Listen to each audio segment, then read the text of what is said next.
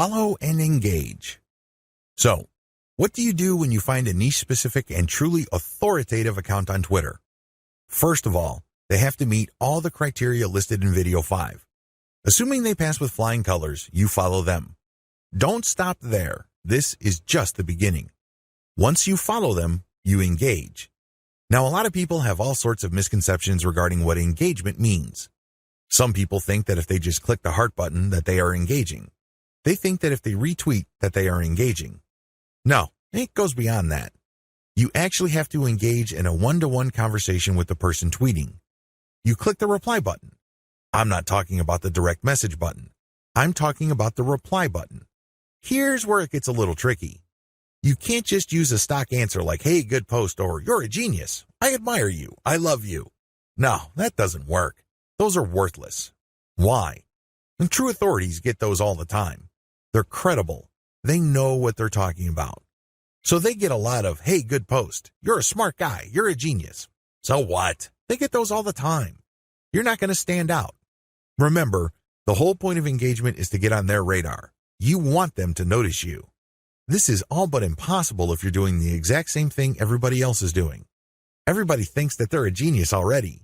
Yet another guy piping up and saying the same thing is not going to register.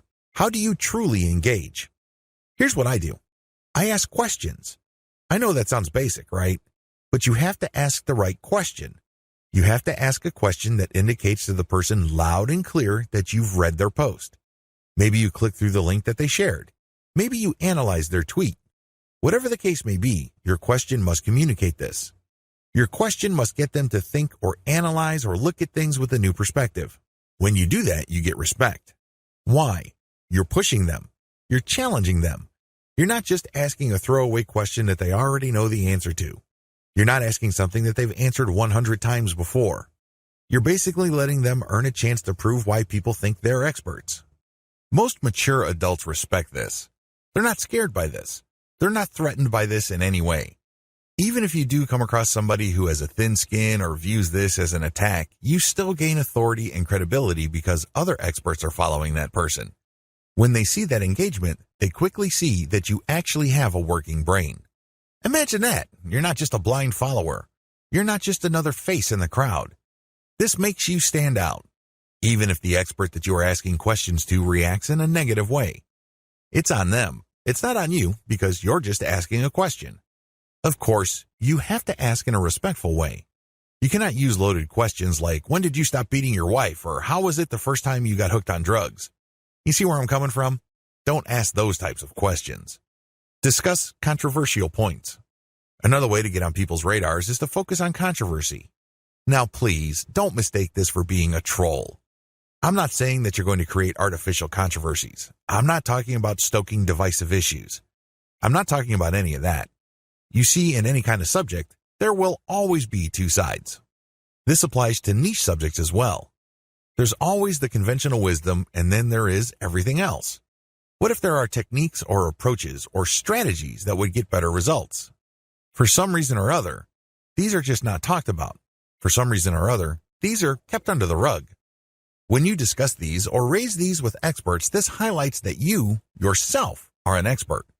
After all, if you fully explain these or fully describe these accurately, you are basically lecturing in an underhanded way people who are reading your tweets. You're letting them know of something that they may not have heard about. You are hinting at a body of knowledge that either they're trying to run away from or they may have an unclear understanding of. The fact that you tease this information communicates to them in a clear way that you are some sort of expert. Let's put it this way. You stand out from the crowd, and you're not just this random person saying, hey, good post, or you're a genius, or what do you think about this topic which has been raised millions of times before? Whatever you do, focus on real engagement. This is the bottom line.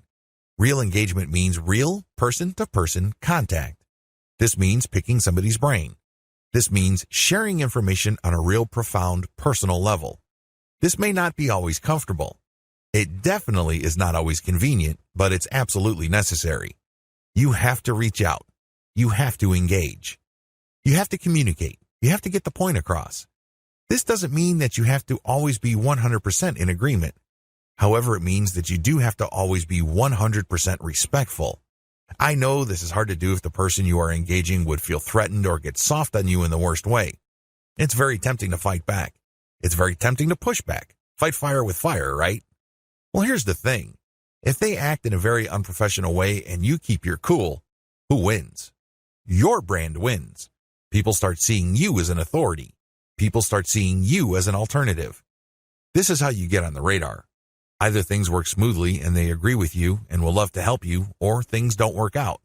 When things don't work out, you can still win. How?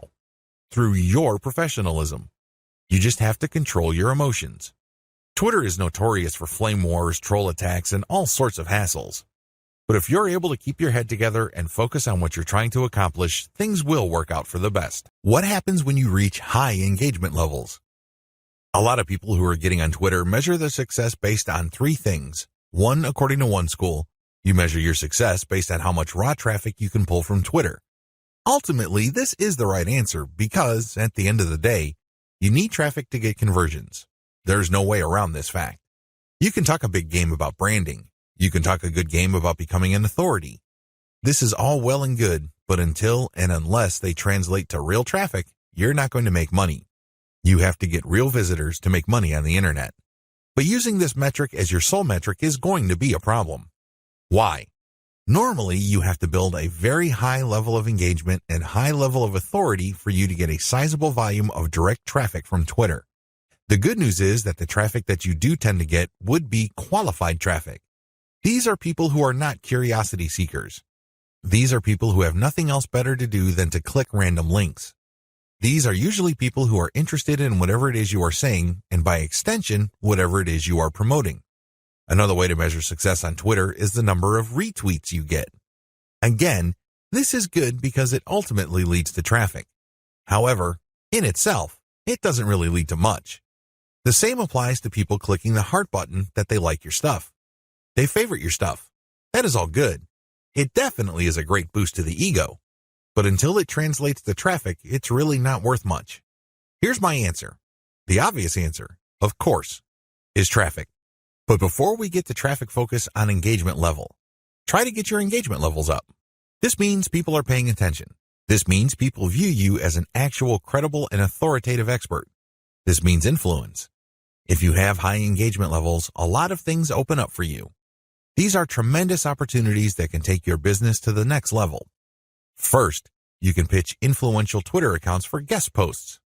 If you get a lot of engagement from their accounts and then they're constantly retweeting you and constantly clicking the heart icon, and it means that they become your fans, this is an indication that there is an actual organic community that grew up around your content. This is a good thing, but just by itself, it doesn't really mean much. You have to convert it. You have to transform it into a usable form in one of the most useful forms of this. Usual payouts of this level of influence with influencers are to pitch them for guest posts. Now, of course, this means that they have to have a blog that's credible and has great SEO value in their niche. But assuming that's true, pitch them for guest posts. Don't be shy. It doesn't hurt to ask if they say no the first time. Continue to engage with them. Be a buddy. Challenge them. Test them. Earn their respect some more, and then pitch them again. Keep pitching until you get that guest post. Because sometimes you have to knock many times before the door opens. That's just the way things are. Keep pitching because for every single guest post you get, you may get a nice boost in Google search results. You probably don't need me to explain to you why that's a good thing. Ask for interviews. There are many influential people on Twitter that are either top dogs in organizations in your niche or they know people. Either way, when you get interviewed for a variety of reasons, you have arrived in your niche. Let's put it this way. They're not going to interview worthless people. They're not going to interview people who have no credibility. Why? Well, they respect their own credibility. They want to protect whatever status they have. One of the worst ways to do that is to interview people with no credibility. They want to build up. So, the fact that they're interviewing you signals to whoever respects them that you are worthy of respect. It signals to people that you are credible, that you are worth following. It tells people in so many ways what you have to say counts for something. This is a big deal. How come? You can leverage this interview that you've got as proof of your expert status. You can then contact influential publications in your niche to get backlinks. You can contact the networking groups, symposiums, and conventions to get speaking opportunities. You can always point to the fact that you got interviewed by these highly credible places. Another advantage you can get when you put in the time to manually engage with truly influential people involves blogging roundtables. Blogging roundtables are basically group interviews. The person holding the roundtable would come up with a general topic. For example, they're talking about general SEO trends in 2018, and then hit up a large number of people for their interviews, knowing full well only a small fraction would respond. If you get invited to turn in your feedback, you get a nice link. Imagine if the Blogger Roundtable was being held on the premier website in your niche. Again, it doesn't take a genius to figure out the dynamite SEO potential of this opportunity. Build a high-influence retweet circle. This final benefit escapes a lot of marketers. In fact, even Twitter marketers may be completely blind to this. This is one of the biggest benefits of manual engagement with influential people on Twitter can ever deliver. When you get these people to think that you are credible and that you are an expert in your own right. Eventually, you can count on some of them to automatically retweet your stuff. This is a big deal. Well, when you share your own content, or better yet, when you share your squeeze page direct link, you want truly interested people to click through. You want people who understand what your content is about to click through and possibly convert. In other words, you want highly qualified traffic. If your brand becomes so trusted and so credible in your niche among other Twitter users, you cultivate such a following. You only need to produce content and automatically you know they would retweet you. You can almost bet that a certain percentage of your followers would retweet. This can then lead to your content being seen by more of their followers, which can lead to highly qualified direct traffic. Don't neglect this benefit.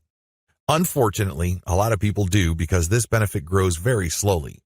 It also starts at a very low level. But of all the benefits, this is probably the most potent. Unfortunately, it also takes the most time, effort, and attention to detail. However, if you properly cultivate this, the direct traffic benefits and conversions you would get from being a part of a retweet circle will outweigh and will pay for all your costs. You can take this to the bank. Always optimize your content. It's really important to make sure that you identify your best performing content. This is not easy to do with Twitter. You basically have to pay attention to your website statistics and figure out which content update gets the most love from your followers. Once you have identified your best performing content, don't stop there. Don't just think that you're just going to have to come up with the exact same content. That's not going to cut it. Also, don't think that you only need to give your system a few days for you to identify your winning content. Here's the system that I use. Regardless of whether you are completely automating your system or you're manually doing engagements, you need to do the following as far as content optimization goes on Twitter. Step 1. Start with randomly selected content. Now, please understand that this content must be top content. Look at the reverse engineering section that I mentioned earlier in this training. You should know how to spot objectively good content. Once you're able to do that, create a massive list of all that type of content and then randomly select this content and publish it on your Twitter feed. Again, you can use Hootsuite or Social Oomph or some other content scheduling software. Let this piece of content run until a few weeks pass. Step 2. Review your results. If you give the system enough time to tweet and keep republishing stuff that you have tweeted before, certain patterns should emerge. With enough time, you will get rid of false positives. These are content types or themes that you think are winners. It turns out that they're statistical flukes. Their success, statistically speaking, is just coincidental. With a few weeks, however, of running time, you should get a clear understanding of which of your content are real winners. Step 3. Focus on what works. At this stage, you should have a clear understanding of what truly works. These tweets are no joke. If you tweet this type of content, you can rest assured you will get quite a bit of engagement and click-through from your Twitter feed. You need to create more of this type of content. If you don't have the time or resources to do that, you should find other third-party content that is just like your winning content. Focus on what works. Scale it up. Pair it with your squeeze page tweets. Pair it with your content that leads to ads or other conversion devices on your website. Whatever the case may be, you need to focus on what works and scale up once you've identified reliably productive content. Again, this takes time. This is not something that you identify overnight. You have to let the patterns play out. You need to let the statistical flow of your traffic even out over a long enough period of time. If you do this right, you will be able to shift your Twitter feed towards content that has a predictable level of engagement. This paves the way for the success of your Twitter campaign. Cross-feed your content among platforms. If you notice that you have winning content on Twitter, don't just leave it at Twitter. There's a good chance that people on other platforms would appreciate that same content. Take that content and share it on Pinterest or Instagram. If you are sharing third-party videos and they do really well on Twitter, share them on your YouTube channel. Whatever the case may be, cross-feed or cross-pollinate your content among different social media platforms. There's a lot to choose from. There's Pinterest, Instagram, YouTube, Facebook, Reddit, and Quora, among many others. Mix and match. Pick your very best content. Try along different platforms and identify what works. Once you identify that a particular type of content that you tweet also does well on another platform, publish more of that stuff. Scale it up. Leverage the power of questions. One of the best ways to publish content on Twitter is to ask questions. It's really that simple. You ask a question and then you post a link and then some hashtags. The great thing about this question-based tweeting is you get to engage the reader. You focus on a specific point that they may be interested in. If they are, you're more likely to get the click. This is definitely more engaging because you start with a specific need that they have. You're not just wasting people's time by saying, hey, this might be interesting. Who cares? There's tons of interesting stuff on Twitter. People simply do not have the time to consume all that information. One of the best descriptions I have read about Twitter is that it's like drinking from a fire hydrant. There's just so much information to process in a very short period of time. This is why most people who consume a lot of social media content don't bother to read. They really don't.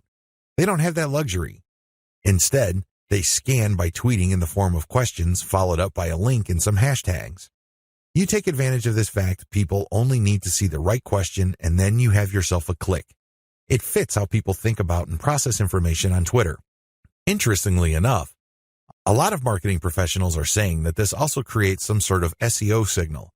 This is a big deal because it can give you a search engine optimization benefit. Now please understand that this benefit is very marginal. In fact, spokespeople for Google have spoken up on this issue. For the most part, they said this type of social signal isn't really factored in by Google. However, a lot of professional search engine optimization consultants say that there is an indirect or circumstantial benefit. Whatever the truth may be, we could all agree that if there is a signal that is being factored in by Google, it's going to be a very weak factor. Still, it is a factor. So you raise the question-based format. Use your questions for Quora. Not only do you get to engage your Twitter followers more directly by using questions, you can recycle this resource by posting it on Quora. You're killing two birds with one stone. You are posing a question on Twitter, and then it's copying and pasting that question and posting it on Quora and then posting an answer, or you can look for a similar question that already exists on Quora and answer with basically the link that you are promoting through Twitter. You save on time. You definitely save on effort.